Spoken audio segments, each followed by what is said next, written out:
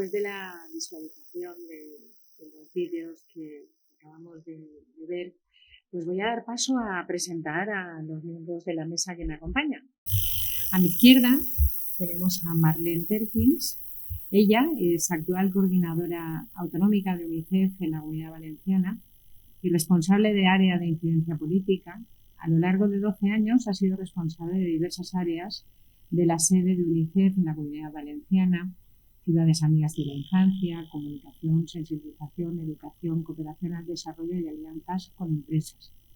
También es autora de los informes de la infancia de la Comunidad Valenciana en 2014-16 de UNICEF, de manuales de aplicación de los derechos de la infancia en ámbitos profesionales y coautora de la Guía de Derechos de la Infancia a través de los medios de comunicación, así como las publicaciones sobre la participación infantil. También ha contribuido en la elaboración del informe periódico de UNICEF sobre España para el Comité de Derechos del Niño de las Naciones Unidas.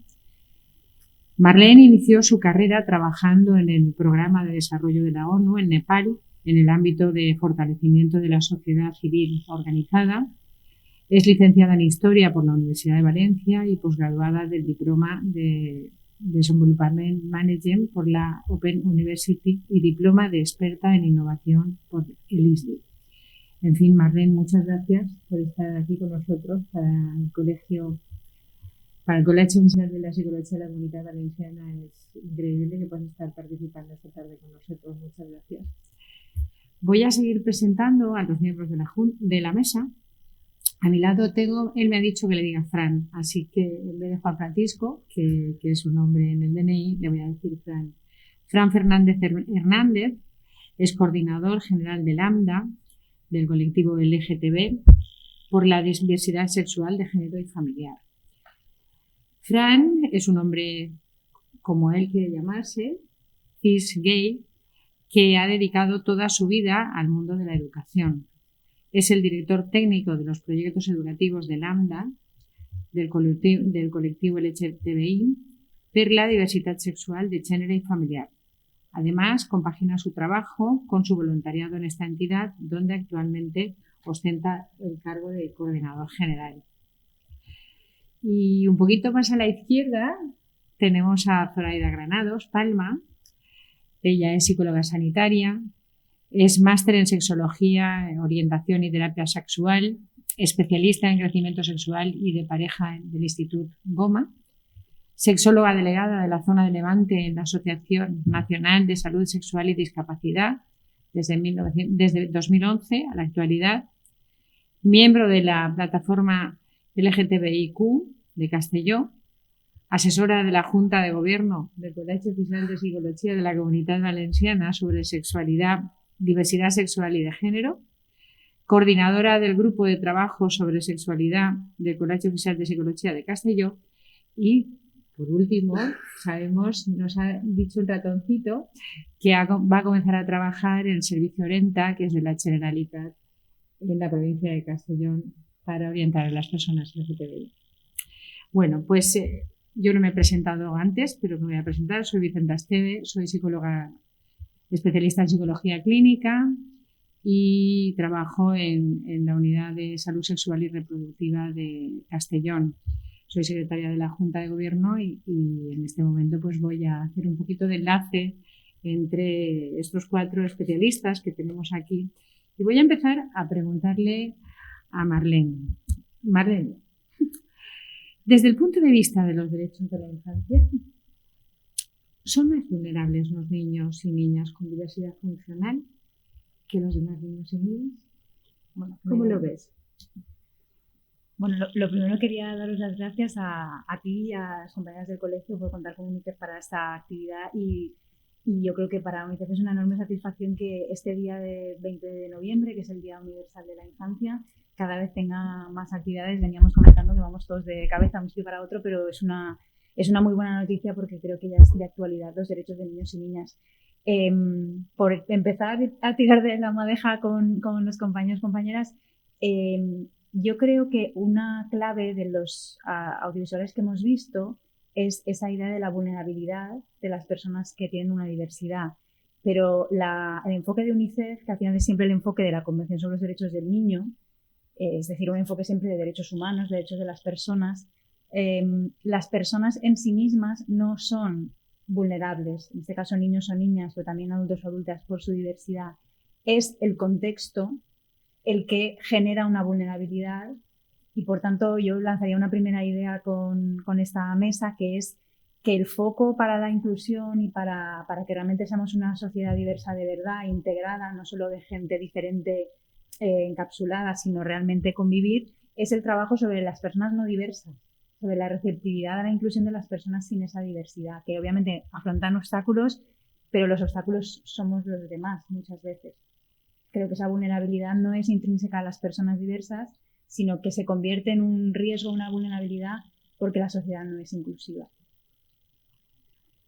Impresiona, Marlene, lo que dices, ¿no? Porque es algo que tenemos ahí y no lo vemos, ¿no? Siempre esta mañana he estado en una mesa también y también comenta bien sobre los derechos del niño, ¿no? Y también se comentaba que preguntábamos muchas veces por lo que es el proceso, pero no nos centramos en el niño, ¿no? Pues estoy viendo que aquí ocurre un poco así, ¿no?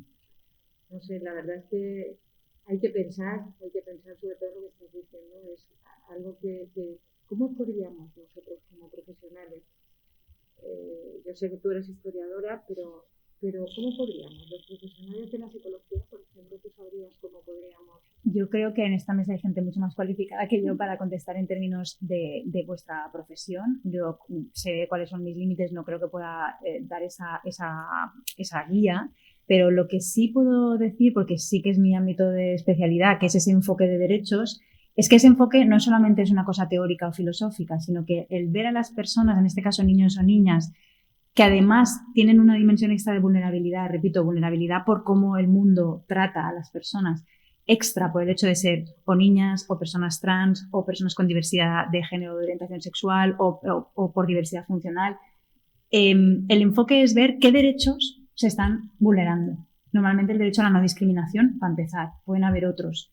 Pero el analizar la situación que afronta una persona en función de los derechos que le son vulnerados, creo que es la clave para poder intervenir adecuadamente, para restituir esos derechos o facilitar que se cumplan. Y esto es un enfoque que nosotros desde UNICEF brindamos, digamos, de manera multidisciplinar, porque desde luego creo que es aplicable a la psicología clínica, pero es necesario que vaya al ámbito educativo, que vaya al ámbito de servicios sociales, al ámbito sanitario, pero también al ámbito social en conjunto. Si no se trabaja a largo plazo sensibilizando sobre todos estos ámbitos, es muy difícil que se avance. Y para nosotras la clave es ese enfoque de derechos. Esa persona, pues luego podemos ver, ¿no?, ejemplos concretos. ¿Qué situaciones está afrontando donde sus derechos se están viendo socavados? ¿Cuáles son esos derechos y qué acciones tenemos que hacer para corregir? Esa sería un poco la ruta, así receta genérica, ¿no? Pero desde nuestra organización es así como trabajamos. Gracias, Marlene. Fran, lo digo porque voy a ir intercalando un poco, si os parece, para que podamos ir participando todos. Tú te has definido como hombre cis. Explícanos qué es ser un hombre cis. A ver, yo en todas mis presentaciones hago referencia a mi orientación y a mi identidad porque es algo que históricamente siempre ha estado vinculado a el ámbito de la privacidad.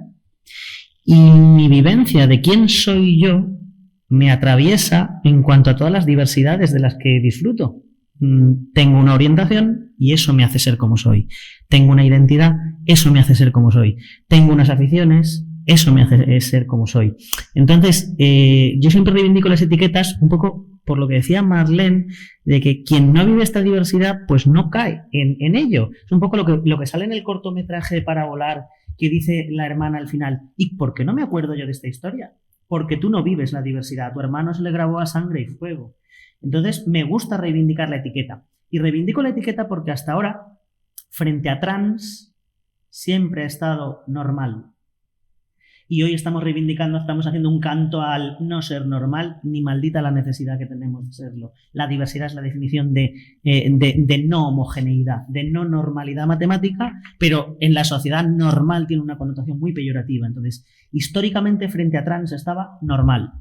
Lo que reivindico al utilizar la etiqueta cis es que yo no soy trans, pero eso no me hace ni menos ni más normal que una persona que sí sea trans. Aprovecho para recordar que coincide el Día de la Infancia, el 20 de noviembre, con el Día de la Memoria Trans, que es algo que también podemos reflexionar hoy sobre la vivencia de las personas trans. Entonces, uso la etiqueta cis para recordarnos a todos y a todas que o todas somos normales o ninguna lo es. Yo prefiero pensar que ninguna lo es. Y a la hora de trabajar con la diversidad, hemos de hacerlo desde ahí. Habéis de hacerlo desde ahí. Desde el, bueno, tú tienes tus diversidades y yo tengo las mías. Y podemos encontrar puntos en común. Luego si eso entramos en qué cortometraje me he visto yo quizá más reflejado. Pero bueno, uso esa etiqueta precisamente por eso, para recordar que frente a trans, cis, no frente a trans normal. Pues precisamente yo te iba a preguntar, ¿tú te has visto representado en esos vídeos? Pues sí me he visto, pero os sorprendería. Yo como hombre gay a lo mejor habéis pensado, pues se ha visto en el de los soldados imperiales o se ha visto en el de Camello por sorpresa. Pues mira, no. En el que más me he visto representado es en el de Para Volar, porque mi vivencia interior es muy parecida. Su diversidad pues era más o menos visible, la mía no era visible, pero el sentimiento de sentir que vivo en un mundo de gigantes y yo me siento un enano, vivir en un mundo en el que todo el mundo vuela con 2 alas y yo me siento con una sola, eso como gay que sale del armario ya machuchito, que dicen en mi pueblo, ya con 20 y tantos, pero que ha vivido una infancia y una adolescencia rodeado de heterosexualidad imperante en todo momento. A mí el cortometraje de Para Volar me ha recordado mucho mi infancia y mi momento de ¿qué me está pasando? Porque salir del armario parece que es cuando todo empieza. No, salir del armario es cuando todo el mundo os enteráis, pero el proceso empieza mucho antes. Y por eso a mí el de Para Volar me tocó la fibra. Los otros tienen más humor, pero ese me tocó la fibra. Gracias, Fran. Sí, es. Zoraida, te doy darte la enhorabuena por estar cerquita de mí a partir de ahora. Encantada. ¿Qué opinas respecto a estos cortos que hemos visto? ¿Consideras que reflejan situaciones reales, que las dudas, las preguntas que te realizan a ti en consulta y cuando impartes formación? ¿Tú crees que esos vídeos reflejan la realidad? Desafortunadamente sí. Y me han venido varias imágenes, sobre todo en los pueblos del interior de Castellón, que son muy interior. Aquí en Comunidad Valenciana tenemos que a 20 minutos puedes estar en un pueblo de alta montaña casi, ¿no? Y esas diferencias y ese bagaje cultural y social se notan mucho. Y como decía Fran y como decía Marlene, la vulnerabilidad, pero sobre todo el que nos conoce todo el mundo y tenemos que aparentar.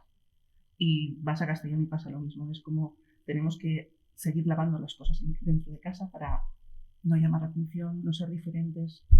Y yo siempre apuesto e informo de todas las posibilidades que podemos de desarrollarnos para ser diferentes a los demás. Y eso nos enriquece, porque si no seríamos todos clones y robots. Entonces no tendría gracia el asunto, por lo menos para mí. Entonces, además de potenciar no solo la diversidad sexual, de género, la orientación, todas las diversidades en la parte de educación sexual carente mucho en nuestro ámbito, también es ser, sentir y experimentar de forma diferente, porque si no todo el mundo tendríamos la misma persona y no podría ser, solo por funcionalidad y por ceros y unos, entonces no tendría sentido. La variabilidad de todos nos hace únicos y tenemos que apostar por esa individualidad que nos hace especiales e irrepetibles. Y yo considero que a nivel de consulta nos pasa eso, que la gente siempre te pregunta, entonces, ¿soy un raro o seguro que no has conocido a nadie lo que me pasa a mí, no? Y dices, no, es que si te digo, no, porque no puedo, ¿no? Secreto profesional, pero no eres el único. De hecho, eres tú una circunstancia mayor, pero te hace diferente porque tus características, tus flecos, tu forma de ser y experimentar la vida y de sentirte y definirte, te hace muchísimo diferente. Y por eso estás aquí. Y por eso, pero no por ti en sí, sino porque la presión social y lo que van a decir te hace diferente a la hora de ser receptivo emocionalmente, de cómo te hace mella. Y eso no facilita tu forma de relacionarte. Si alguna vez asumes que eres diferente, puedes ir a funcionar más o menos.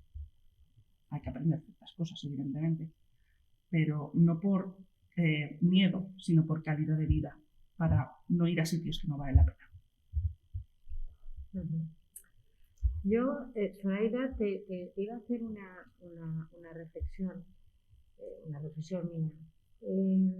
es verdad a ver, que Castellón es un pueblo, como tú muy bien estás diciendo, pero yo pienso que tanto en pueblos como en ciudades, a veces las reacciones de los papás, yo estoy pensando en estos papás que hemos visto aquí en este vídeo, ¿no? Yo sabéis que trabajo con personas que quieren hacer su cambio, ¿no? Y yo sí que es verdad que observo que en algunas ocasiones, y ahí me gustaría que pudiéramos reflexionar entre todos, porque a mí es algo que me preocupa, y es que hay momentos en los que vienen niños, niñas muy pequeños, niños, niñas, adolescentes vienen, posteriormente ya también hay verdad que vienen jóvenes y personas ya adultas a hacer su cambio. Pero es verdad que cuando vienen niños, niñas muy, muy pequeños, yo observo que hay parte de los papás que van más adelantados que los niños y parte de los papás que retrasan. Entonces, a mí me preocupa porque yo pienso que tan malo es ir por delante con una escobita limpiándole el camino para que no se le ensucien los zapatos, como tan malo es ponerles palos en las ruedas.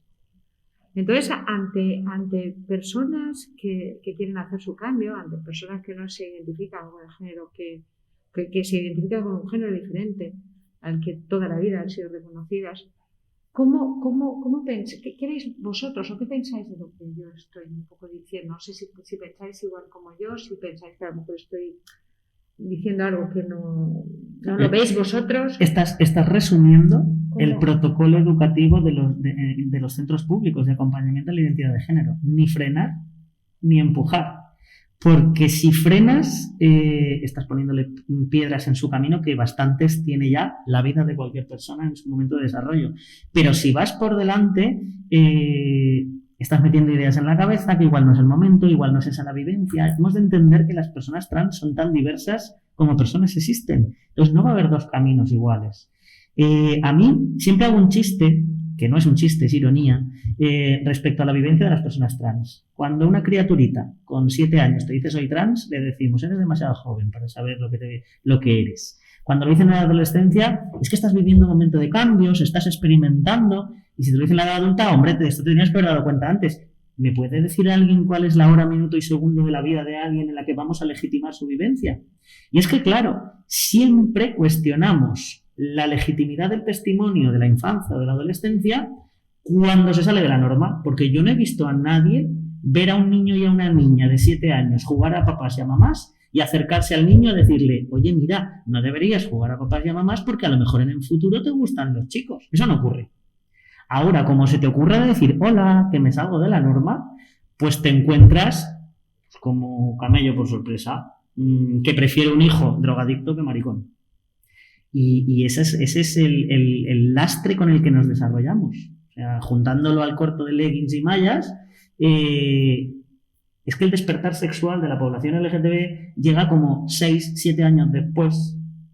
¿Por qué? Porque tienes que vivir oculto, porque no es lo que toca, porque no cumples la heteronorma y no es lo que hay alrededor. Entonces te sientes pues lastrado, te sientes como que vas por detrás, te sientes como en un mundo de gigantes, por ir englobando un poco todos los cortos. Y eso es algo que como profesionales debéis prestar especial atención. ¿Tiene legitimidad lo que una personita nos dice? Evidentemente, si es por debajo de los 5 años, el tema de la identidad no está todavía madurado y no podemos darle la misma legitimidad que a partir de los 5 años. Pero de 5 años en adelante, la identidad es estable. Si alguien se va a salir de la norma, generemos un espacio amable para que lo pueda decir. Si no lo generamos, evidentemente dirá, no lo soy normal como el resto. Soy como los soldados imperiales, todos iguales por fuera, pero el sufrimiento lo llevaré por dentro. Y yo me enrollo como las persianas, cortadme, por favor. Al contrario, Fran, es que me encanta. ¿Sabes qué pasa? Me encanta escucharte. Pasa como en las situaciones de pérdida y duelo. Los que nos sentimos incómodos somos los demás de que hablan de ese tema. Porque la persona lo está diciendo como una característica, oye, yo me quiero sentir bien conmigo mismo y quiero que los demás me tratéis como yo me siento, ¿no? Entonces la reflexión es, ¿realmente el niño o la niña no lo tiene claro? ¿O es que los padres dudan y ven lo que se le puede venir encima y las dificultades y no? Pero ahora otro ejemplo. Estábamos hablando de acelerar o poner palos en la rueda. Con los niños y niñas de altas capacidades pasa lo mismo. El enriquecimiento o la aceleración pasa lo mismo. Y es, pero si el niño se aburre en clase, si este niño no está cómodo con su vida y con su forma de definirse, ¿quién somos nosotros? Podemos hacer diagnósticos, poner todo nuestro empeño en acompañarlo en el proceso. Pero no somos quien para decir que no desde ya, desde el punto cero, sino hay que valorar todas las situaciones. Y a partir de los 5 años, evidentemente, hay niños que lo tienen muy claro y niños que muchísimo antes. Lo que pasa es que no se les da la validez o piensan que son cosas pasajeras. Y en cuanto a los adultos, yo comentaba el otro día que es como si vivieran una segunda adolescencia, y es porque tienen que retomar esas vivencias que no tuvieron porque no tuvieron adolescencia. Y realmente es porque no lo han vivido, porque han estado ocultándose, no han ido de discoteca, no han ido con ciertos amigos o sí, ¿no? Es como evitar para que no se me note, que no me descubran. Y claro, es con padres, madres, hermanos, y al final es como una explosión. Y es, pero si todos más o menos sabíamos algo, ¿no? Pero claro, hasta que me lo dices tú es como que no has puesto ahí el sello y la firma. Como que no ha hecho la cuadratura del círculo. Entonces yo creo que las palabras y las emociones deben importar más que lo que son los hechos. Y con las personas que están en este proceso te lo están diciendo claro. Otra cosa es que tú lo escuches y lo sientas como que tienes que participar en ello de forma activa, no poniendo los palos. Yo si me dejas, Vicente, sí, por supuesto. Aunque lo han explicado súper bien ellos desde su punto de vista, mis compañeros de mesa, ¿no? Pero por añadir sobre lo que se está diciendo, yo, por ejemplo, nuestra experiencia desde UNICEF, en un ámbito que parece que no tiene que ver, pero tiene mucho que ver, como es la violencia contra la infancia. Da igual que sea que la más común, por cierto, aprovecho una circunstancia para decir que contra muchas corrientes que hay en medios de comunicación y tal, la violencia más frecuente y más grave es la que sufren los niños y niñas a manos de su familia, o sea, la violencia intrafamiliar de adultos hacia niños y niñas, no al revés, y no otras violencias. Esa es la predominante y vemos la punta del iceberg, ¿vale? Aprovecho para decir eso. Pero, por ejemplo, una de las cosas en las que intentamos trabajar mucho es conseguir que cuando un niño o niña al final denuncia, cosa que es muy escasa y muy difícil de que aflore, lo primero que se hace es cuestionar, se tapa, se deslegitima el relato, y ha costado muchísimo, gracias a la recientemente aprobada LOPIDI, que es la Ley Integral de Protección contra la Violencia contra la Infancia, que se ha aprobado el año pasado, creo, o incluso me pierdo ya con la pandemia, pero aquí ya avanzamos en el legitimar el testimonio que dan niños y niñas acerca de lo que han sufrido y no revictimizarlos, obligándoles a declarar. Y además, esto nos permite unir una idea con la que ya han contado los compañeros, que es: el mundo está construido totalmente adultocéntrico. De la misma manera que cuenta en el corto el chaval de los gigantes y los enanos, o también se ve muy bien en el de Star Wars, ¿no? O sea, hay un mundo que es el orden establecido, que está siempre muy incardinado en un contexto cultural, que puede ser el de Castellón interior o el que sea, pero al final hay una norma que es la normalidad. Ahí tenemos el concepto de normalidad, pero que esa normalidad está totalmente adjetivado. Esa normalidad es varias cosas que están en la lista y todo lo demás se queda fuera.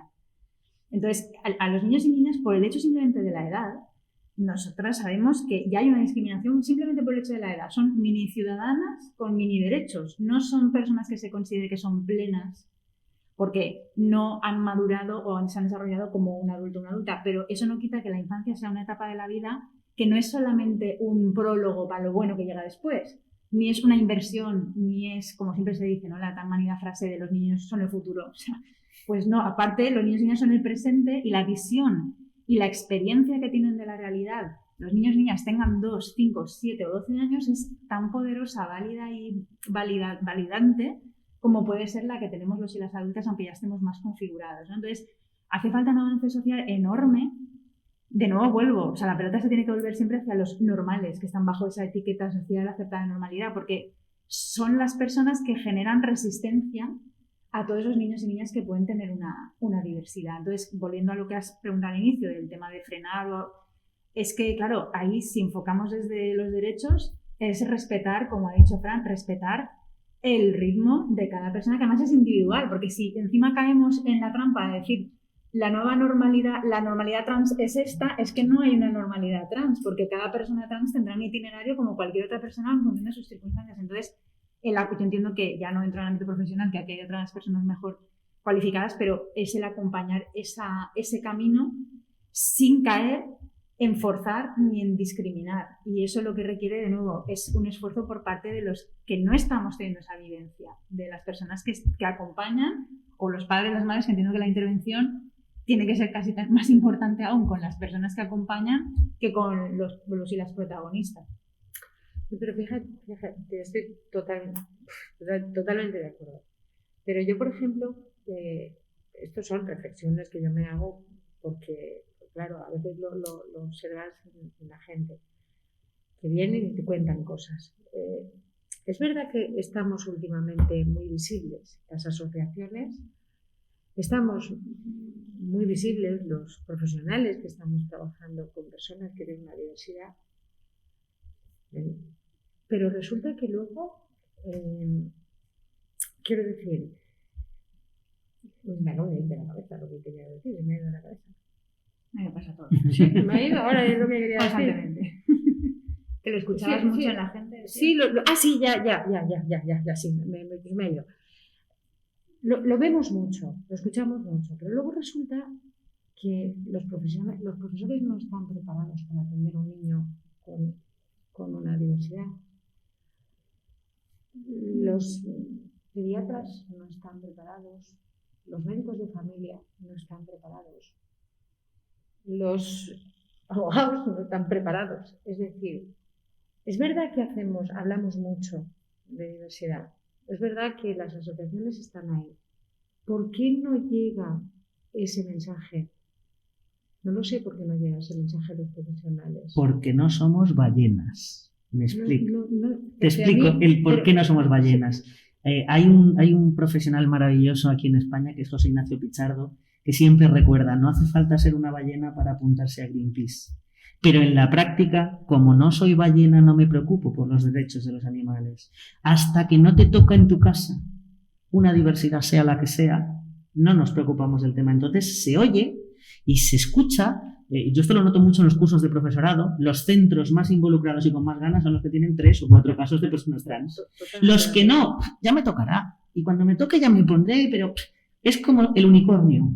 Está ahí y creemos que existe o no, pero como no lo palpo, como no lo toco, como no soy ballena, pues ya me apuntaré a Greenpeace. Y esa es un poco la alegoría que a mí me gusta recordar, que no te hace falta ser una ballena para apuntarte a Greenpeace, que hay diversidades que no vas a ver. Y luego decías, no estamos preparados los abogados, ¿verdad? Claro, ¿a quién le han educado para que en su perspectiva de futuro tenías una niña, creías que era una niña, pero resulta que va a ser un niño, y todos los planes que tú tenías montados a su alrededor, porque vivimos de proyectar en la infancia la vida que nosotras nos habría gustado tener?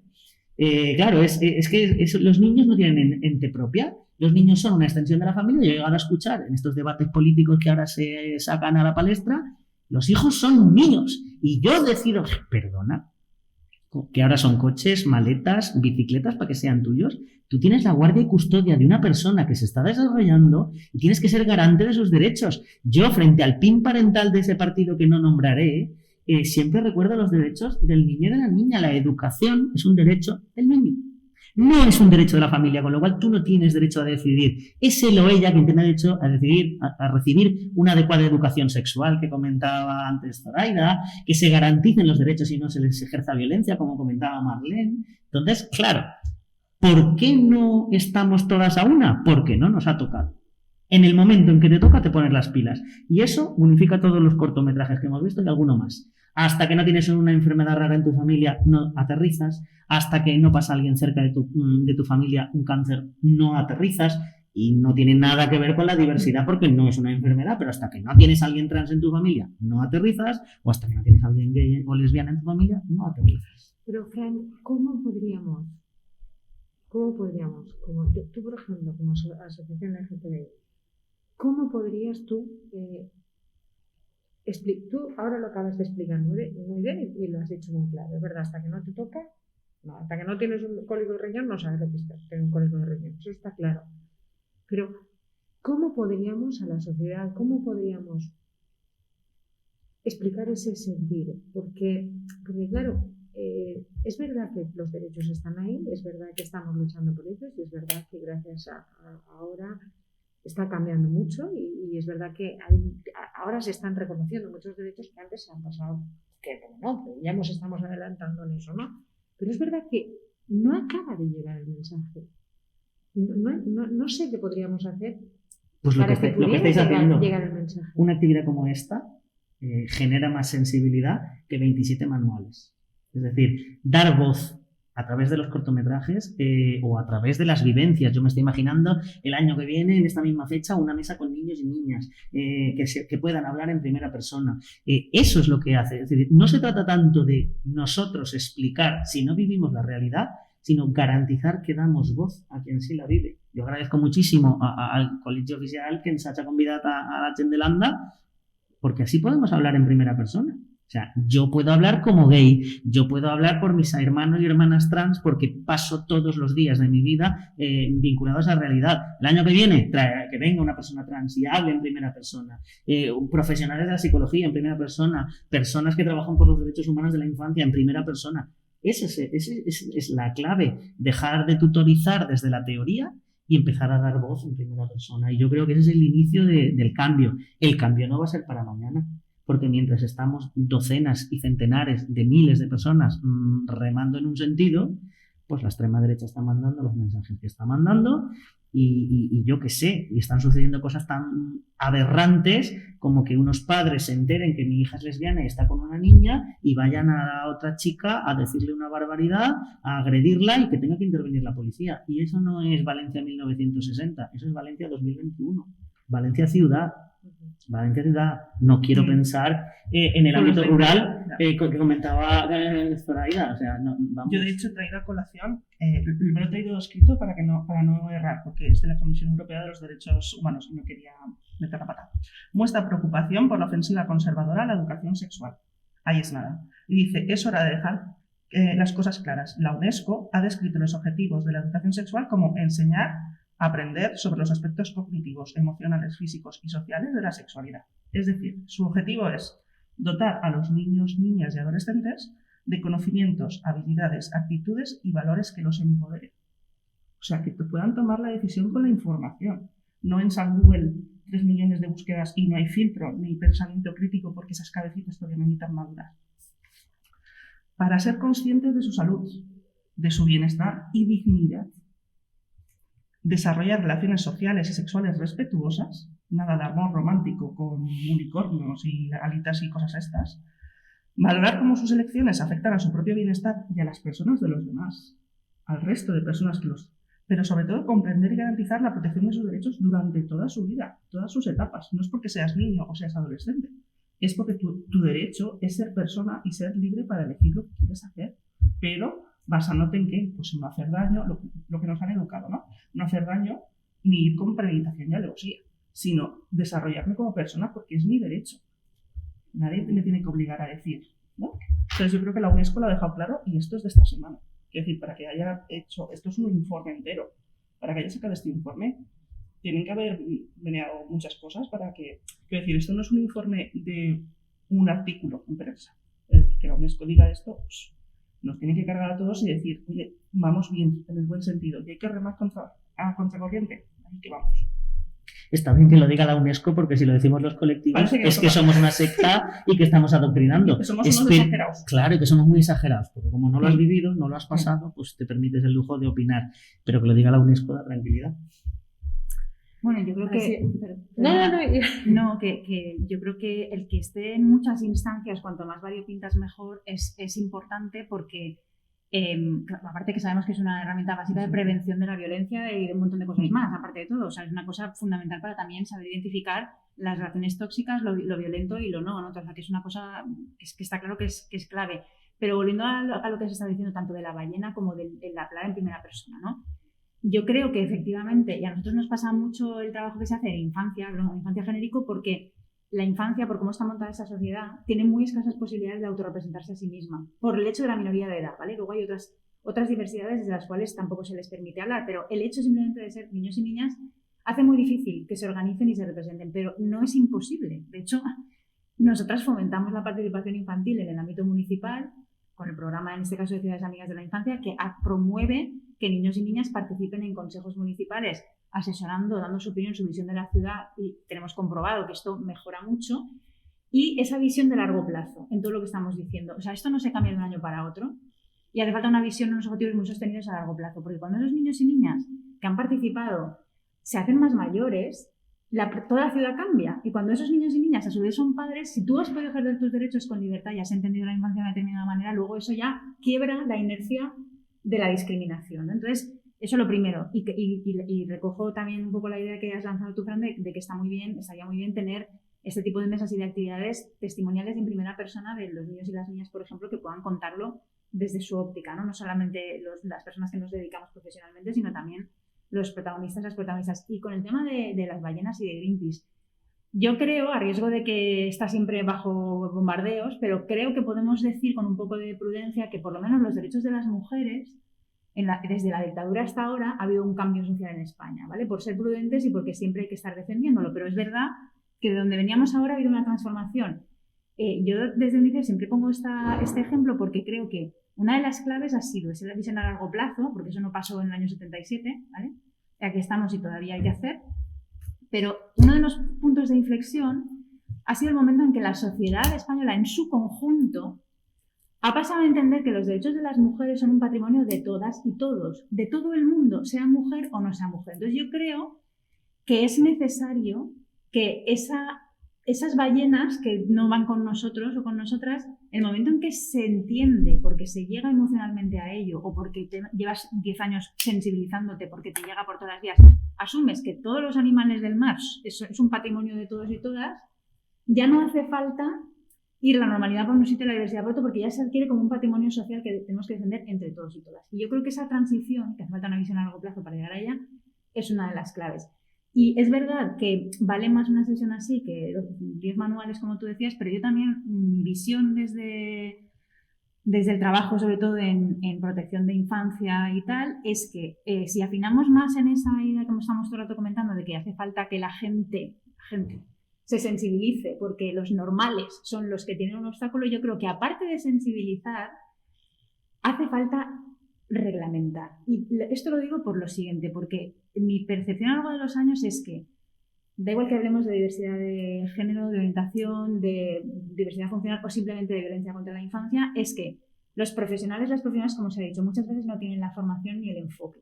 Entonces, habrá gente que se sume al carro por sensibilidad, pero esto no puede ser por voluntariedad. Esto es por eso que el enfoque de derechos.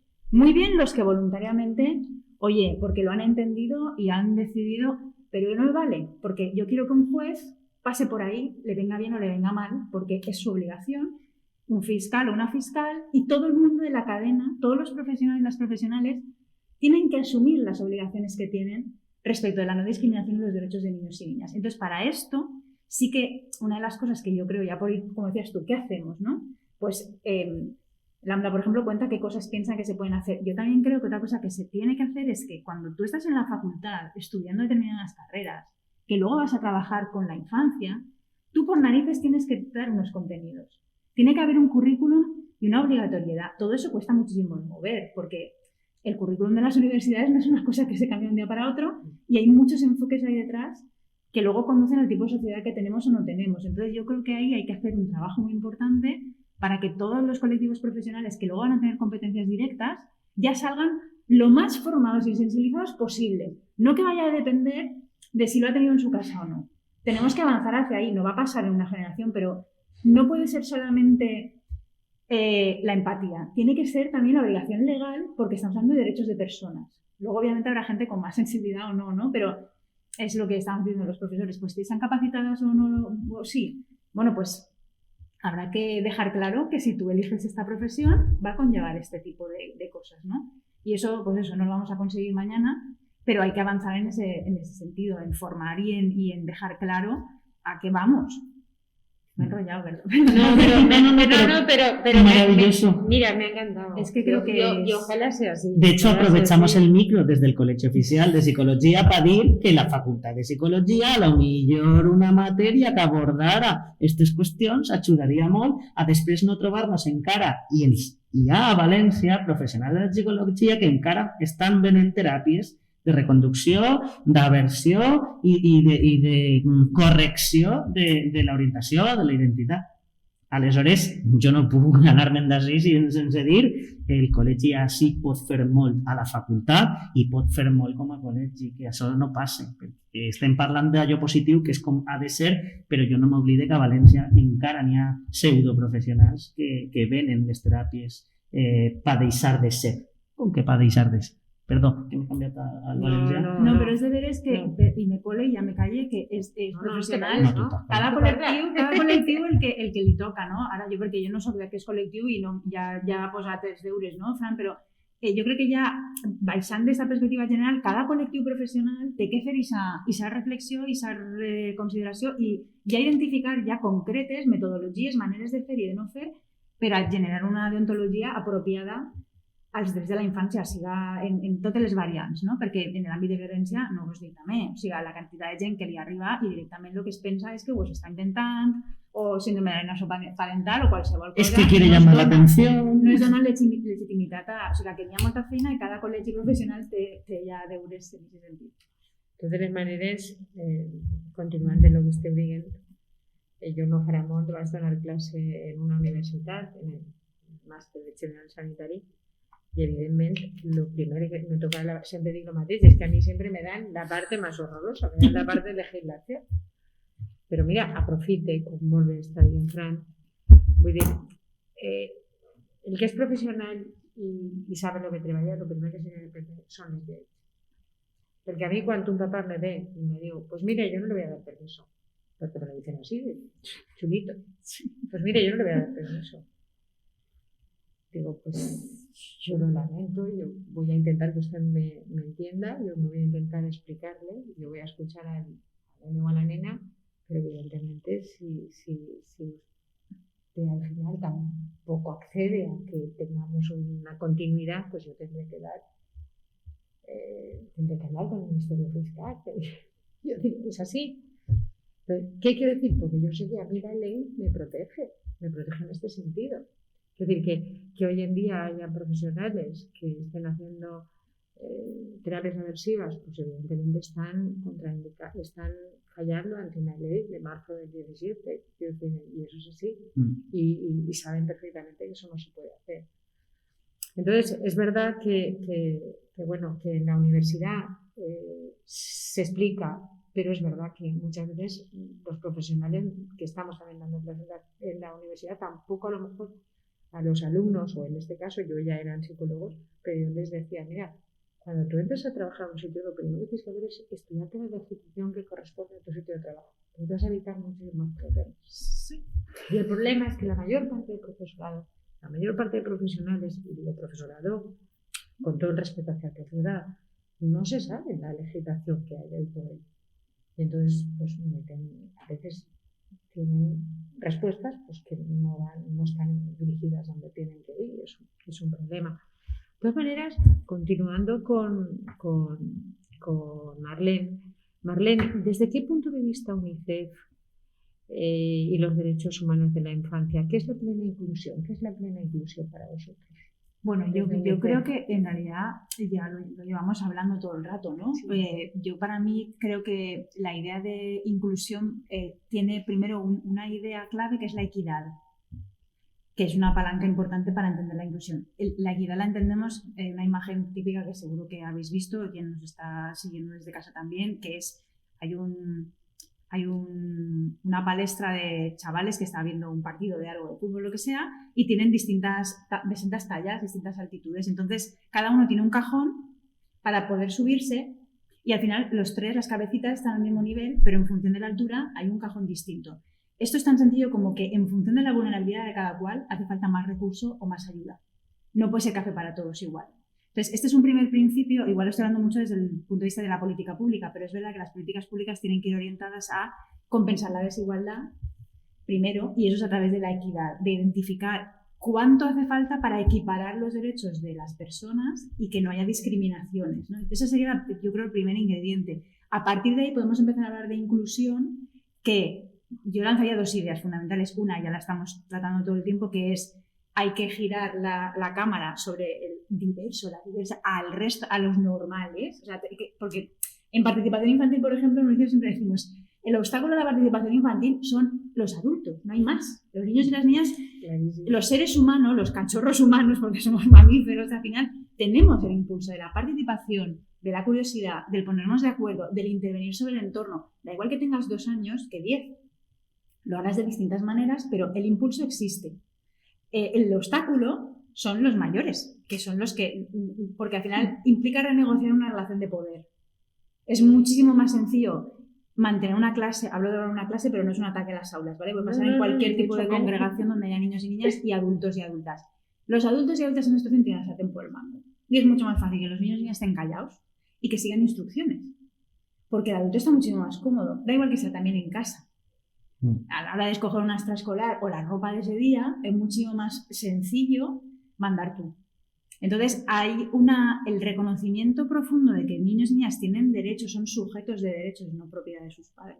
Son sujetos de derechos y tú los tutelas en esa andadura, es que tienes que renegociar esa relación de poder. Y, por supuesto, tienes que educarlo en el empoderamiento, en el diálogo, en el respeto de las posturas contrarias, pero eso es infinitamente más cansado y más difícil que el silencio y la obediencia, ¿no? Entonces, para la inclusión, retomando, que si no me enrollo, hay que trabajar sobre el contexto donde esa diversidad resulta diversa porque no es la normal, para que ese contexto sea más acogedor. Eso por un lado.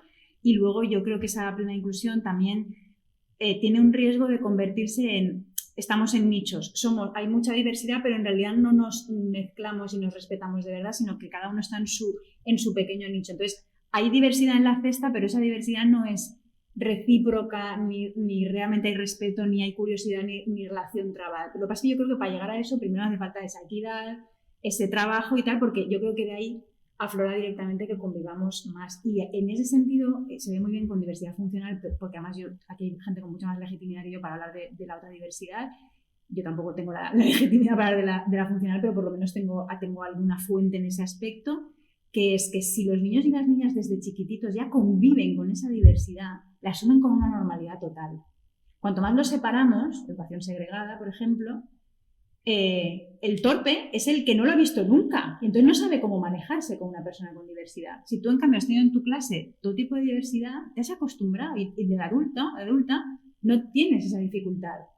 Entonces, creo que, de nuevo, hay que trabajar sobre la normalidad imperante, la heteronorma o el ableism que dicen en inglés, ¿no? Los que son plenamente capaces físicamente, se supone, son los que necesitan trabajo para no generar la discriminación de los otros. Y eso sería un poco las claves para lo que pienso que podría ser la inclusión.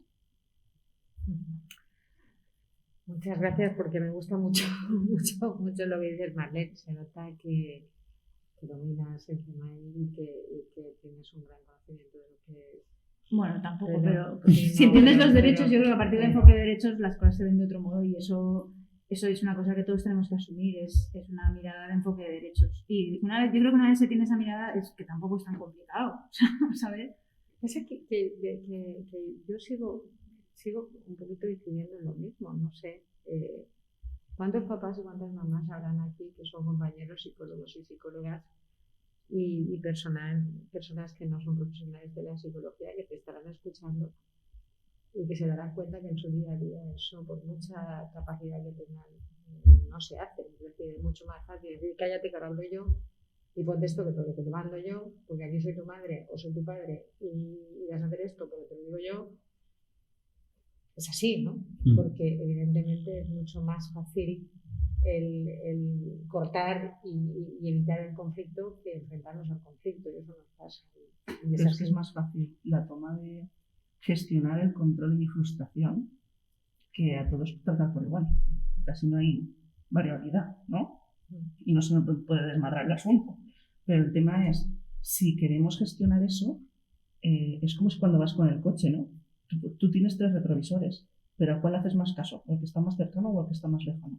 Entonces, quiero decir, tú vas en coche y vas en piloto automático. Hay gente que arranca el coche y ya está, ¿no? La diversidad es eso. Tú vas con el coche, pero tienes que estar prestando a los derechos que hay en los laterales, porque si no puedes estar atropellando gente. Si no, pierdes muchísima información y tú piensas que tienes todos los derechos porque eres heteronormativo en una sociedad hetero no sé qué. Sí, pero ¿a costa de quién? De los más pequeños sobre todo. Y no porque sean vulnerables, sino porque tú estás pasando por encima de ellos. Para ser quien eres. Yo a quien está aquí y nos está viendo, le diría, mírate al espejo. Cuanto más te acerques a la imagen de hombre blanco, cis, hetero, de mediana edad, más derechos estás pisando de más gente que está por debajo. Y cuanto más se aleja la persona con la que tratas de esa imagen idílica, teórica y súper normal, y lo vamos a poner entre comillas lo de normal, más atención debes prestar a su diversidad. Es decir, hemos hablado de diversidad funcional y hemos hablado de diversidad sexual y de género. Pero ¿qué pasa con la mujer lesbiana en silla de ruedas con síndrome de Down gitana?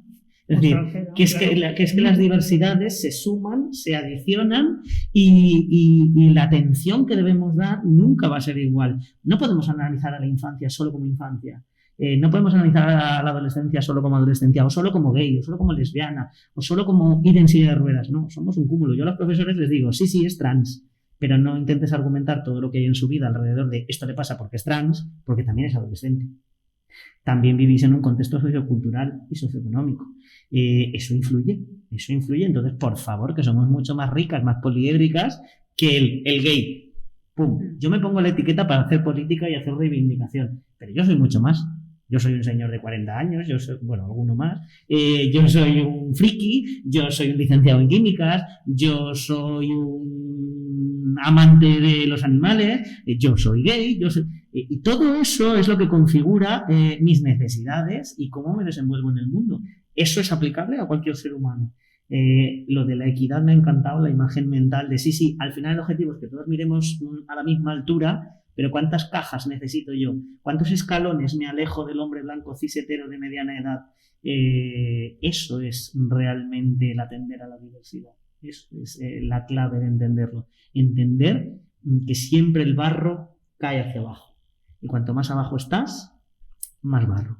¿Sabes qué pasa? Que la facilidad, porque como decíamos antes, la diferencia entre enfermedades físicas que puedes hacer un diagnóstico médico y decir a esta persona que va en silla de ruedas o con una distrofia muscular, necesita una rampa de acceso a casa. Lo vemos súper claro, ¿no? Pero cuando ya hay que rascar un poquito el asunto, entrar en afectos, diversidades emocionales, sexuales, es como, no me veo capacitado porque tampoco nadie me ha enseñado a ver, ¿no? Más allá del espejo, más allá de la ballena, ¿no? Vale, ¿qué pasa? Que si entramos ya, si esa persona además tiene un trastorno mental, claro, es que nos olvidamos de los trastornos mentales. Si además tiene una discapacidad, o si es un síndrome de Asperger y además tiene una alta capacidad, que es muy posible que tiene una doble excepcionalidad. ¿Qué pasa? Que eso tampoco lo vemos, nos quedamos en la dificultad, ¿no? De una persona con alta capacidad tiene todas las capacidades posibles, y es una etiqueta, y a veces los padres no quieren esa etiqueta. Estamos hablando de una alta capacidad. Es decir, esa persona puede funcionar, pero se aburre. Eso también es un problema, es una dificultad añadida. ¿Por qué? Porque prefieren pasar desapercibidos. Llamamos alta capacidad, TDAH, todos los diagnósticos que queráis, infancia y adolescencia. ¿Qué necesitamos? Cambiar la visión. ¿Y la visión cuál es? No la parte de patologizar, sino la parte de promocionar y favorecer los puntos fuertes de esa persona para limar las asperezas y sacar brillo de sus dificultades en el día a día. Y eso nos facilita la tarea a todos, porque mejoramos la calidad de la persona, pero sobre todo su relación con el medio y con el contexto que le hace vulnerable. Por tanto, los padres funcionarán mejor, los abuelos funcionarán mejor, el cole irá mejor. Entonces, ¿por qué lo complicamos tanto? ¿No? Si parece fácil. Claro. Me estabas recordando, yo he trabajado, por suerte he tenido el privilegio de trabajar con plena inclusión, que son personas con diversidad funcional e intelectual, y era sistemático el solo quererles ver por esa diversidad, con lo cual se negaban todos sus derechos sexuales. No, es que como tiene síndrome de Down, es un niño, es un angelito, está infantilizado, toda la vida va a ser así. Yo siempre les decía lo mismo a las familias. El día que tú no estés, si no le has enseñado a comer con cuchillo y tenedor, comerá con las manos. Por no decirles claramente, si no le has dado una educación sexual adecuada desde la infancia, tenga la diversidad que tenga, cuando tú no estés, pues tendrá una sexualidad asilvestrada, les decía. Claro, es que tienen sexualidad compulsiva. ¿Alguien se ha molestado en explicarle? ¿Alguien se ha molestado? Es que no lo va a entender. Ya estamos presuponiendo. De todo hay grados. Habrá fórmulas. Llega a los pictogramas si hace falta. Pero tenemos que tender puentes con esa diversidad. Pero nos emperramos en verlo en plano. Solo como síndrome de Down. No. Pues entonces no pensemos en cuando una persona con síndrome de Down te dice, es que soy trans, es que yo soy una chica. No, esto lo dice porque tiene síndrome de Down. Bueno, o no, o porque es trans además. Pero nos emperramos en deslegitimar todo lo que se sale de la norma. Yo me vuelvo al principio, después de casi hora y pico que llevamos hablando, vuelvo al principio. Deslegitimamos todo lo que se sale de la norma, solo cuestionamos lo que se sale de la norma, porque queremos ser todos soldados imperiales, todos iguales. Y porque no queremos que nos destruyan nuestra zona de confort y nuestra sensación de control. Porque si solo tiene una discapacidad, es mucho más manejable para todos, profesionales, no profesionales, papás, mamás y quien se apunte al carro, ¿no? Pero si ya me salen con más cosas y yo no las comprendo o nadie me lo ha explicado, es, para empezar, susto muerte. Porque a ver cómo manejo yo esto y cómo se lo explico. Porque a mí a veces me llegan a consultar cuando ya hay una consulta inclusiva de masturbación. ¿Por qué? Porque es el momento que tiene de intimidad, nadie le va a abrir la puerta, puede estar solo en el baño y nadie le va a decir nada. Hombre, blanco y en botella. Si puedo estar solo, puedo tocarme, me da placer, pues lo voy a hacer de forma compulsiva, claro. Pero antes de que llegue a hacerse daño, tiene que haber un acompañamiento, aunque sea informativo, que luego tiene la individualidad y el derecho a hacerlo como desee y le guste, pero al menos evitar que se pueda hacer daño de forma compulsiva. Y eso es educación sexual. Tanto papás, mamás, profesionales, no profesionales, y aquí todo el mundo se tiene que poner en el carro. Porque si hay educación sexual, hay salud. A nivel de general, hay salud sexual, pero también hay salud mental. Si no, tú limitas o infantilizas, estás limitando el deseo de esa persona de hacer y expresarse y compartir su vivencia. Entonces es como si le estuvieras, no por ahí no, no por ahí no, no por ahí no. Estás limitando el arbolito que está creciendo y está floreciendo o quieres ser, como si le pones un insecto.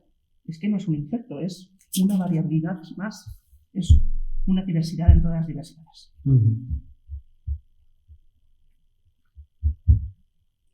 Zoraida,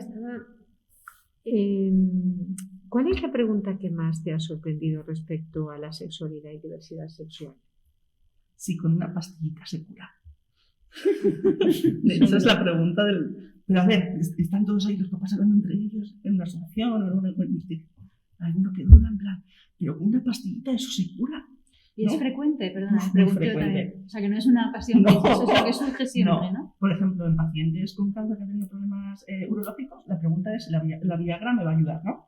Para que veáis el símil, ¿no? Y con los padres que tienen algún nene con discapacidad o una diversidad funcional, dicen que si ha salido un poquito amanerado, entenderme, o ha salido, o si le gustan las chicas, pues si eso con una pastillita lo podemos ir controlando poquito a poco.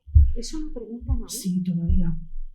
Pero no es tan raro, quiero No. decir, yo nací siendo un enfermo mental y un Sí. delincuente. Sí. Porque era un delito en el Claro. 79 todavía, no Sí. se derogó ese año la ley de vagos y maleantes y luego la OMS retiró la homosexualidad en el 96. Es que mi madre, cuando yo salgo del armario y me quiere llevar al psicólogo, en su cabeza estaba viniendo, es una enfermedad mental, y cuando salgo del armario y mi padre me quiere tirar de casa, en su cabeza está, es que es un delito. O sea, que mis padres a día de hoy, yo me he casado con un hombre y mis padres han estado en mi boda, padrino de boda, madrina de boda, y felices, porque con acompañamiento todo el mundo evoluciona. Profesor. Pero la mochila en la que nos hemos educado todas y todos los españoles es que hasta el 96 era una enfermedad mental, es que hasta el 2018 la transexualidad estaba todavía en el epígrafe de enfermedades mentales y lo han cambiado de columnita, pero no lo han quitado. Entonces, ¿cómo nos va a extrañar que las familias piensen que tiene cura, bien con la pastillita, bien con la operación, bien con terapia? O la castración química. O la castración química. Si es que se han educado con que esto era una enfermedad mental. Porque no tienen sexualidad. Claro. Entienden que no tienen sexualidad. Porque a mí no me lo han explicado, no sé. A mí me ha salido porque soy hetero y es lo normal, porque todo el mundo me lo ha explicado, y si no hay películas, hay referentes. Pero estas personas no tienen referentes, acordes a... Porque a lo mejor cambian los padres, si están en una escena, la cambian de la tele, que es lo que me dicen, no, pues si sale algo, ¿no? Que se excita y lleva pañal y es un problema. Y dices, ¿y qué problema hay con que se excite? Todo lo que sube baja, es la ley de la gravedad. Si no hay más estimulación, bajará el nivel de excitación. Pero tú no puedes romper eso, porque les digo, ¿y si te lo hicieran a ti, te gustaría o te frustrarías, te enfadarías?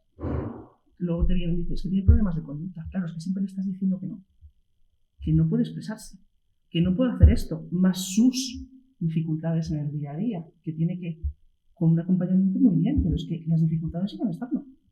El bordillo, la rampa no accesible, que alguien aparcado en la zona de personas con discapacidad, a ver, entenderme, queda muy bonito a nivel teórico, pero en el papel son dificultades desde que se levantan o desde que se han acostado. Y hay que bajar al día a día. Están muy bien los protocolos, pero realmente esas personas no están viviendo su día a día.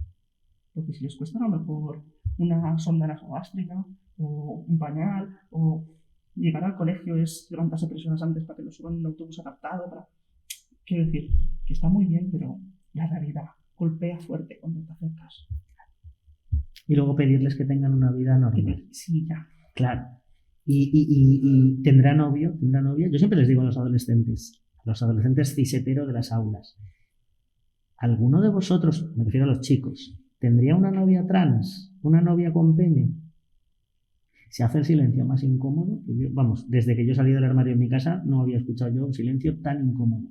Claro, es que es muy fácil teorizar sobre que esté bien, pero ponte en sus zapatos 10 minutos. Adolescente, que viven 25 horas de las 24 del día pensando en sus relaciones afectivas, emocionales y sexuales. Y ahora plantéales si se relacionarían con una chica trans que no está reasignada.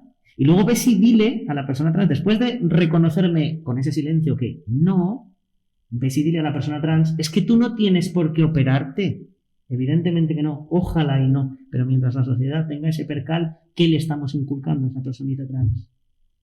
Si tú quieres tener relaciones como las del resto, tienes que seguir este patrón concreto. O ser aceptado. Claro, si quieres que te acepten. Es que hablamos de la afectividad. Cuando una persona trans le dice a su pareja, a ese noviete que está conociendo, esos momentos del inicio, nada más conocerle, y se expone a, como en Leguis y Mayas, llevarte la leche del siglo, porque yo soy más de Mayas, o cuando ya se ha enamorado de ti y entonces lo viva como una traición, porque esto yo tenía que haberlo sabido antes, porque esto cambia todo el panorama.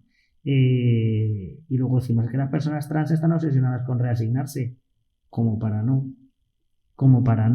pero si todo gira en torno al equipamiento. Yo les digo, esto es como los coches. Hay coches que tienen más equipamiento, coches que tienen menos equipamiento, pero ahora imaginaros que tu coche viene sin equipamiento. Ya no se trata de cuanto más pene más hombre, cuanto más curvas más mujer. Se trata de que soy un hombre pero vengo sin pene. O soy una mujer pero vengo sin vulva. Y vengo encima con un pene. Gestiónatelo.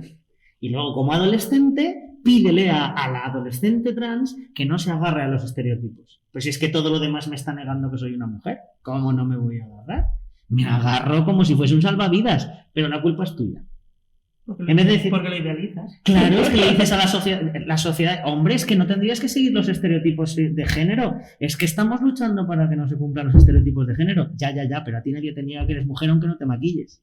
Claro, como a mí me sale sombra de barba y tengo un pene, pues me lo niegan. Entonces, ¿qué tengo que hacer? Vestido el más femenino que encuentre. Maquillaje todos los días. Y en esas estamos, diciéndoles cómo tiene que ser su vida, pero sin acercarnos lo más mínimo a entender lo que implica pasar un día en su vida.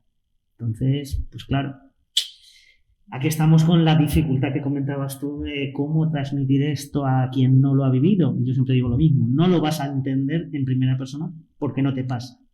Pero escucha, tómate un café con esa persona, pásate un par de horas hablando y que te cuente. Gánate su confianza y que te cuente. Y después atrévete a opinar. Pero mientras, un puntito en la boca y unas orejas bien grandes, lo mejor que podemos hacer. La verdad es que estoy totalmente de acuerdo contigo. Pero Aida, ¿qué aspectos o acciones consideras oportunos o necesarios para favorecer la igualdad, los derechos de la infancia y la adolescencia respecto de la educación sexual? Porque has estado hablando de la educación sexual, pero...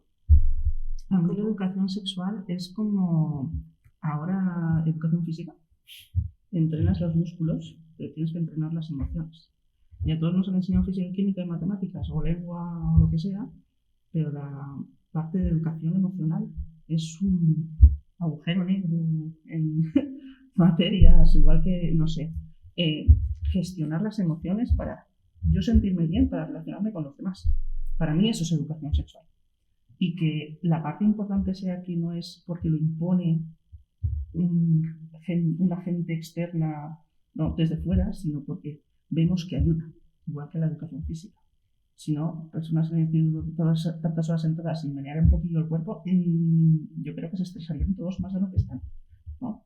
Entonces, yo creo que es una adaptación, es un mecanismo de acompañamiento para cuerpo y mente que estén bien, pero que la gestión de la emoción vaya acompañada. Si no, los palos en las ruedas y lo que no y que va adelantado es frecuente, porque ¿quién nos acerca a ese aspecto? Desde fuera es fácil, oye, que estén tranquilitos en clase, que no me den jaleo, que no tengan problemas de conducta, que estén atentos 24 horas mientras están allí. Es que no lo haríamos ni los adultos, ahora si no pudiéramos al instituto. Y los peques mucho menos, es que si no serían niños ni serían adolescentes. Entonces, están muy bien las normas desde fuera, desde el patíbulo, pero todos hemos pasado por eso.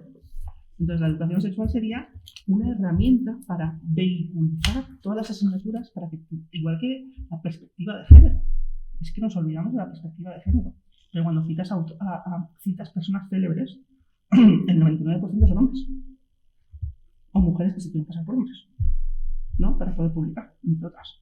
Entonces, ¿por qué no son mujeres? Hay muchas mujeres que han sido muy importantes y lo siguen siendo, sin embargo no son referentes, porque tampoco se promocionan esos referentes, sino que se impiden, por si acaso, da por pensar, ¿no? Pensar diferente. Entonces, no ser homogéneos molesta, no ser controlables molesta, y la educación no es, evidentemente, controlar. La educación es promocionar la diversidad, y aquí es una herramienta más, diversidad sexual, género, de lo que sea. Pero puede ser a través del deporte, a través de la educación de emociones, a partir de la literatura, a partir de la física cuántica, todos sumamos. A cada uno le puede gustar unas cosas más que otras, no pasa nada. Pero la educación sexual yo creo que lo vertebraría todo, porque no es solo la parte de autonomía e información, es la parte de valores. Y cómo yo me afronto la realidad, que es tan cambiante. Entonces sumaría muchísimo. Yo pienso que cambiaría mucho esa perspectiva que tienen ahora muchos y muchos adolescentes que aprenden un poco la sexualidad a través de las películas pornográficas y que tienen una sexualidad muy complicada. Sí, pero también pasaría con las personas hetero en sus relaciones de pareja, porque están acostumbrados a echar para atrás el vídeo, ponerlo, y claro, luego en una relación normal eso no sucede. Igual que los succionadores de clítoris, y claro, pasa lo mismo. Tú te habitúas a una frecuencia y una duración, pero pasa igual que con la medicación. Te habitúas a la toma de cierta ingesta de miligramos con la pastillita, pero es que cada vez necesitas más. Pues con el porno y con las prácticas pasa lo mismo. Te habitúas a uno, necesitas cada vez más dosis o más intensidad para llegar al mismo placer o esporádicamente divertido. Yo en los coles les digo, estamos empezando tarde. La educación sexual siempre nos la planteamos a partir del instituto. Vas tarde. Porque lo que no les enseñes tú lo van a ir a buscar a internet. La escuela cuando calla enseña tanto como cuando habla. Entonces, que tú obvies que tienen teléfono móvil desde cuarto de primaria con acceso a internet, estás obviando que lo que no les expliques tú bien, vendrá internet como que lo envuelve todo y tiende a ocuparlo todo, a explicárselo. Y es lo que les digo a los chavales y chavalas. Lo que veis en el porno es ciencia ficción, tanto como Superman. ¿A que después de ver Superman no intentáis volar? Pues no intentéis hacer las mismas prácticas ni con el mismo tiempo, ni os fijéis en esos tamaños, porque no es real. Eso se está empezando a decir en secundaria. Tarde. Prevención implica antes, no implica cuando ya ha explotado, porque no te debe ver. Vale, por lo menos no doy matemáticas, me sueltan el rollo, muy bien, pero luego me voy al porno, luego me voy a esas relaciones desiguales entre heteros y entre no heteros. Es decir, el porno terrible, salvo que sea porno feminista y que está muy poco visto, el porno siempre es relación de poder, relación de control, prácticas terribles, y no estoy entrando en filias, estoy entrando en el porno mainstream que casi todo el mundo suele ver. La mujer es un mero objeto, o el pasivo es un mero objeto. Por asimilación, pues está en una escala inferior porque es penetrado. Esto parece que es como muy peligroso contarlo en las aulas. Pues si no lo cuentas desde la objetividad, desde ser un docente o una docente que tiene la capacidad de transmitirlo con objetividad, pues vendrá Chichi Larru o cualquier otro director de porno y ocupará el espacio, y en su cabecita piensan en relaciones sexuales y piensan en el pim pam 45 minutos. Pues mira, pues luego se frustran, claro, llega el momento y tú en 10 ya has finiquitado, tendré un problema, se obsesionan y lo que dice la compañera, empieza la necesidad de más dosis. Y es un círculo vicioso que solo la educación sexual, que puede empezar perfectamente desde la educación emocional en infantil, solventaría estos temas. La negociación del preservativo es educación sexual, sí, pero requiere de unas habilidades sociales y de una gestión de la ansiedad, una gestión del conflicto, una gestión del entender el no o del de saber decir no sin que te suponga una violencia, que os enseña desde infantil, o pasa lo de siempre. Claro, es que si a mí no me han enseñado como hombre a gestionar más emociones que la rabia, pues suspendo un examen, puñetazo a una taquilla. Pierdo un partido de fútbol, patada a un banco. Tengo una novia súper guapa y le dicen muchas cosas y no sé gestionarlo. ¿En qué se va a traducir? En violencia hacia ella. Porque el resto no lo puedo controlar. Entonces, la violencia de género, los trastornos sexuales, sin ser yo psicólogo, pero entiendo, es vivir la sexualidad de una manera que te perjudica a ti y que tú sabes que te perjudica y que te incapacita para llevar una vida normal. Todo eso se podría trabajar si tuviésemos una asignatura en los centros educativos que empezase desde la educación emocional, siguiese por la afectivo-sexual y terminase por la sexual, incluyendo la diversidad a través de toda esa vertebración. Estoy con la compañera, como las matemáticas. Y eso sería para mí una buena receta para empezar a darle la vuelta a la tortilla un poquito a esto. Pero bueno, es soñar por soñar. Y que de momento no gratis. Sí, de momento es gratis. Todavía no hay ni un puesto. Estamos a pico y pala. Estamos un poquito. Ya no digo que allanando el camino, estamos a pico y pala. Todo suma. Lo que pasa es que me da la sensación de que sumamos, pero de puntos muy divergentes. Lo que decía antes Marlene, hay que converger. Y converger, evidentemente, es con equidad. Porque no podemos partir todos los niños desde el mismo punto de partida. No tiene base ni científica ni de lógica práctica. Yo creo que es muy fácil desanimarse porque a ver, estamos hablando de realidades que una vez diagnosticas o identificas cosas que son atroces, que vulneran derechos, que son discriminatorias, tal, es complicado seguir, pero yo por eso, no sé, creo que ya te dejamos casi fuera de tiempo, pero... No. Iba a pediros que hicieras vuestra reflexión final. Si quieres, ya cierro con esto y así ya sí, paso no, la palabra. tú haces tu reflexión, luego Zoraida y luego, o luego Fran y luego Zoraida. Yo lo que quisiera es terminar con una llamada de optimismo, ¿no? También por todas las personas que nos están viendo, porque yo creo que, aunque sea desde distintos lugares, que además necesariamente es desde distintos lugares y instancias, los que llevamos mucho tiempo en estas cosas, las que llevamos ahí, tienes que saber que es una carrera de fondo. O sea, no esa, porque de nuevo ahí también tenemos una fantasía de unicornios de que llega un momento maravilloso, revolucionario, en el que todo se consigue y tal, y te frustras porque eso no va a ocurrir así. Entonces yo creo que hay que asumir la realidad como es y luego tener una visión a largo plazo. No va a haber un momento extático donde se alcance algo, pero yo sí que creo, y me remito otra vez al tema de derechos de la mujer, ¿no? Y el histórico de los últimos 40 años. Jolín, hay un camino que se avanza. Yo creo que es la constancia, la lluvia fina de muchas acciones de sensibilización, de concienciación, de que los profesionales estén formados de una manera distinta, de que personalmente en nuestros entornos más directos, a través de esa empatía y de saber ver la vivencia de las otras personas, vayamos avanzando, que todo eso en el día a día, aunque sean hechos mucho más minúsculos y haya sinsabores por el camino, es el único camino que hay, porque tampoco vamos a tirar la toalla, obviamente. Entonces, pues eso, yo creo que ya hemos hablado de muchas cosas que ha sido súper chulo, pero que nos quedemos un poco una llamada al optimismo de cada uno, desde donde está, qué puede hacer. Porque, de nuevo, no es lo mismo ser presidenta del gobierno que ser consellera de no sé qué, que ser psicóloga en un servicio, que ser un señor por la calle, que ser niño o niña, y con todos los objetivos y diversidades que se quieran. Pero cada persona, estemos donde estemos, tenemos una cuota de responsabilidad, un espacio donde podemos ayudar a esa transformación. Entonces yo creo que hay que dimensionar eso para no frustrarse, pero también para asumir responsabilidad, la que se pueda. Y entre todas, pues yo creo que por lo menos el camino ya está bajo nuestros pies. Hace unas décadas no había ni siquiera camino. Y además, tal y como está el patio, pues hay que trabajar, hay que seguir. Me encanta, Marlene, lo que estás diciendo, porque esta mañana en la mesa que he estado, al final un poco es eso, ¿no? la responsabilidad que tenemos los profesionales, cada uno en su área de trabajo, de formarnos y sobre todo de responsabilizarnos de nuestro trabajo, que es necesario y muchas veces perder el miedo a enfrentarnos en situaciones difíciles que al final lo que acaba haciendo es que se vayan vulnerando un poco los derechos de los otros, porque nosotros mismos tenemos nuestros miedos, ¿no?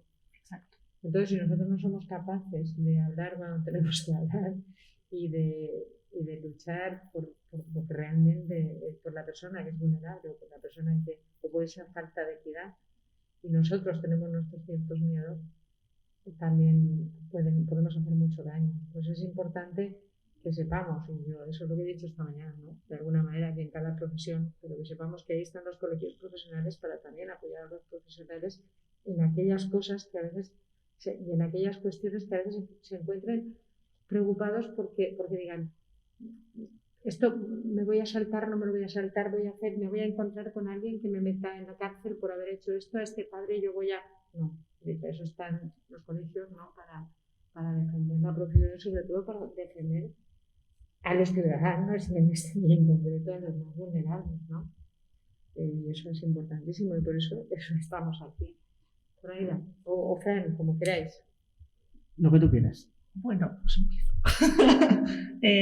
A mí me gusta una comparación y es que todos somos una casa hecha desde que nacemos, es decir, la herencia genética, las características sociales y las características culturales que tenemos desde casa, ¿no?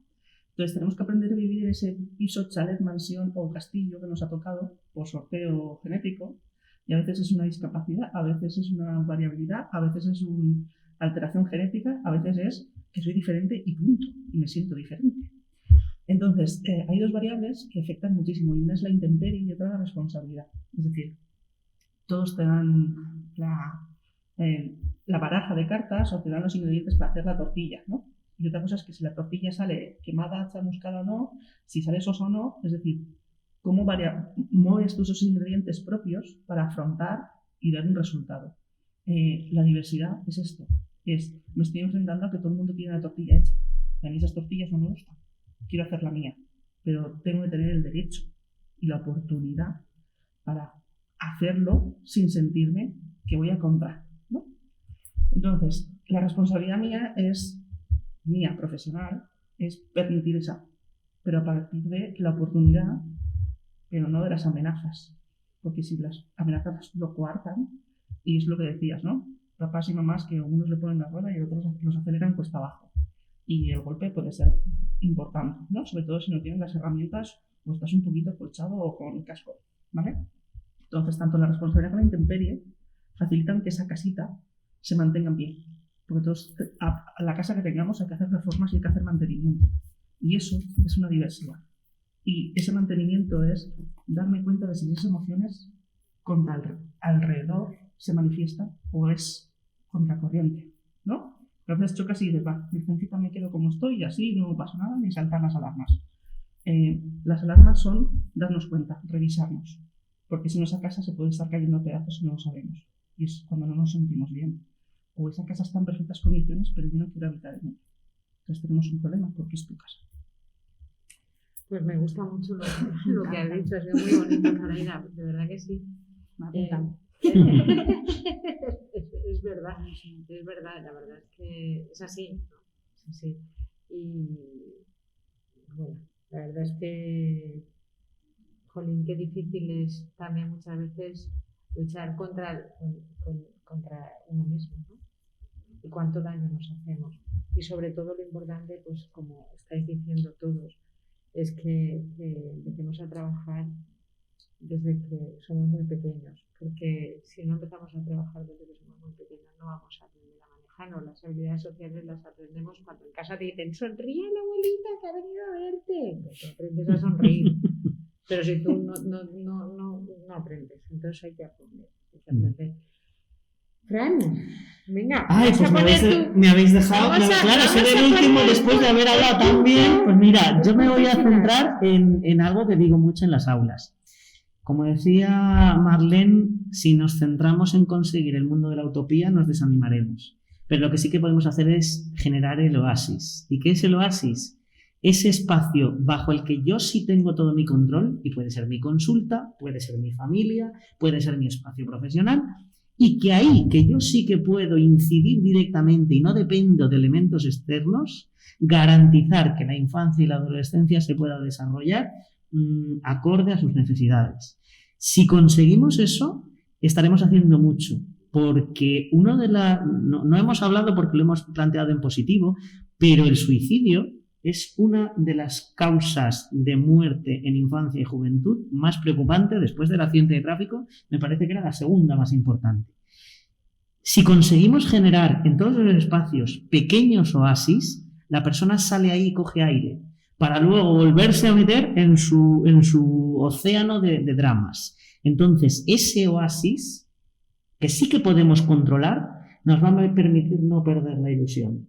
Este oasis que ha generado el Colegio Oficial de Psicólogos nos ha permitido salir a coger un poquito de aire y decir, venga, tápate la nariz que volvemos a pasar un túnel.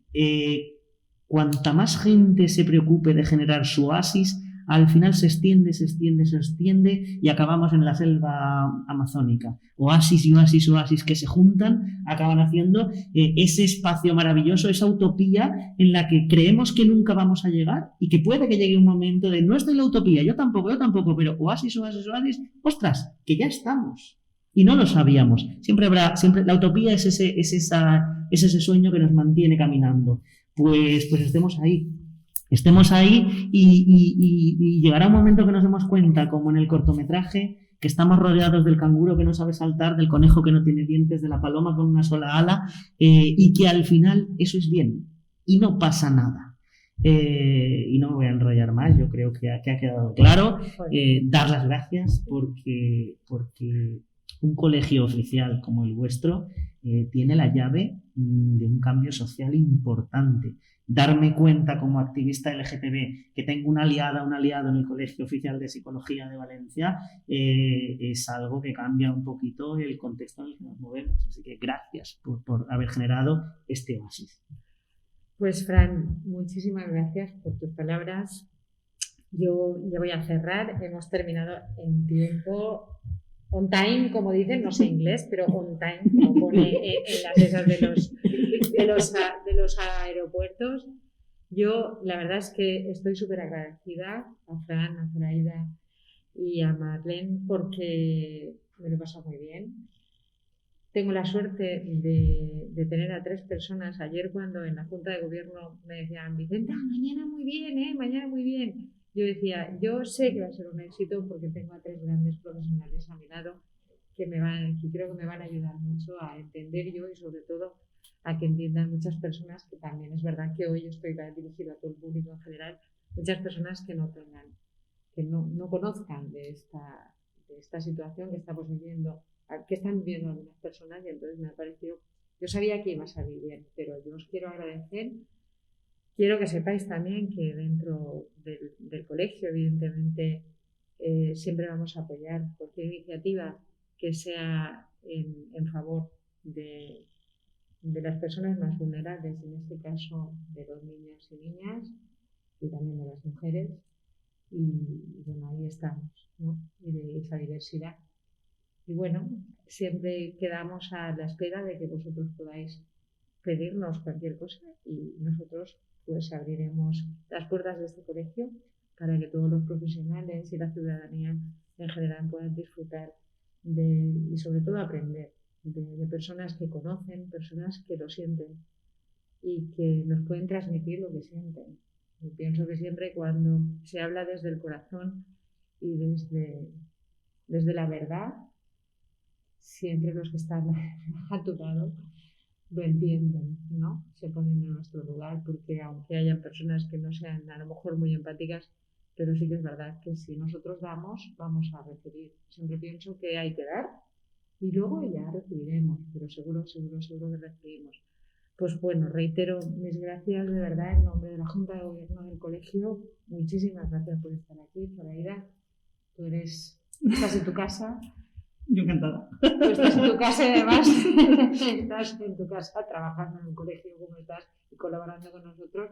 A Marlene agradecerle muchísimo, a UNICEF el que haya tenido haya podido pasar este tiempo con nosotros, y a Fran, al colectivo vuestro, y a Landa, que muchísimas gracias, y os esperamos en otros momentos para poder disfrutar de vuestra compañía. Cuando queráis. Muchísimas gracias a todas esas personas que nos han estado escuchando, y bueno, posiblemente el año que viene pueden venir más personas, no sé lo que haremos, pero el año que viene seguro que haremos algo más porque creemos que esto es importante. Gracias a todos y que tengáis una buena tarde.